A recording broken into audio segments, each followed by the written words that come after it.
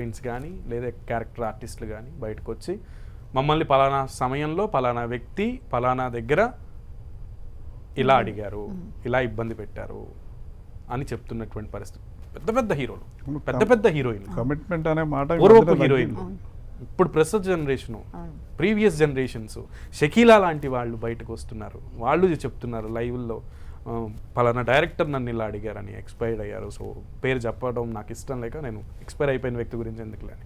So ఇట్లా అప్పటి నుంచి జరుగుతున్నాయి, ఇంకా జరుగుతూనే ఉన్నాయి. ఇంత టెక్నికల్గా టెక్నాలజికల్గా అండ్ బ్యారియర్స్ అనేవి బద్దలు కొట్టుకుని ప్రపంచవ్యాప్తంగా విశ్వవ్యాప్తం అవుతున్న సమయంలో పంక్చువాలిటీ చాలా ఇంపార్టెంట్ కదండి. అండ్ మనకి సెల్ఫ్ రెస్పెక్ట్ అనేది చాలా ఇంపార్టెంట్. కరెక్ట్గా నడవడం అనేది కూడా చాలా ఇంపార్టెంట్. అది అందరికీ స్వీయ నియంత్రణ ఉండాలండి.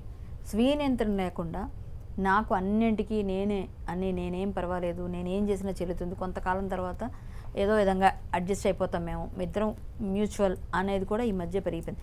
లవ్ జిహాద్కి గురి అవుతుంది అనే విషయంలో ఇప్పుడు బయటకు వచ్చింది, ఆమె చెప్తుంది అవన్నీ. సో నేనేమంటానంటే ఇండస్ట్రీలో స్వీయ నియంత్రణ ఉన్న వాళ్ళు పైకి వస్తారు. వాళ్ళకే నిబద్ధత నియమాలు పాటిస్తేనే కొంచెం ఏమన్నా నిలదొక్కుకోగలరు. అంతేగాని క్యాస్టింగ్ వచ్చి అమ్మాయి బాగుంది, హీరోయిన్లా ఉంది, ఇప్పుడు ఈ అమ్మాయి హీరోయిన్లా ఉందండి, అమ్మాయిని చూడగానే అట్రాక్ట్ అయ్యాడు ఆయన, కాబట్టి ఇది ఇంత పెంట పెట్టుకున్నారు. అదే లేకపోతే ఏమీ లేదుగా. జనరల్గా స్వీయ నియంత్రణ లేదు. సో లేదు, అస్సలు లేదు. ఎవరికి ఇప్పుడు ఉన్న వాళ్ళకి అమ్మాయి బాగుందండి, ఎక్కడో కొత్త అమ్మాయి వస్తుంది, ఎక్కడో బయట నుంచి వైజాగో లేకపోతే మారుమూలపల్లి ఏ కడప నుంచి ఎటు నుంచి వచ్చారండి, అమ్మాయిని చూడగానే వీళ్ళకి నచ్చుతుంది. అప్పటిదాకా కలగని ఫీలింగ్ అమ్మాయిని చూసిన తర్వాత వీళ్ళకి అప్పటికప్పుడు కలవచ్చు. అప్పుడు కదా వీళ్ళు అరెస్ట్ చేసేది, అంతవరకు ముందు ఆమె ఎవరో తెలియదు వీళ్ళకి. సో ఏదో క్యారెక్టర్ కోసమో హీరోయినో సంథింగ్ ఏదో ఒక దానికి వచ్చారు.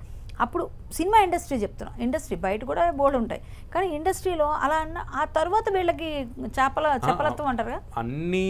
అన్ని దగ్గరలో లేదా అన్ని సందర్భాల్లో అన్ని ప్రదేశాల్లో జరిగే ఇక్కడ ఇంకెక్కువ ఉంటుంది. ఇంకా మెచ్యూర్డ్ గా బిహేవ్ చేయాలి.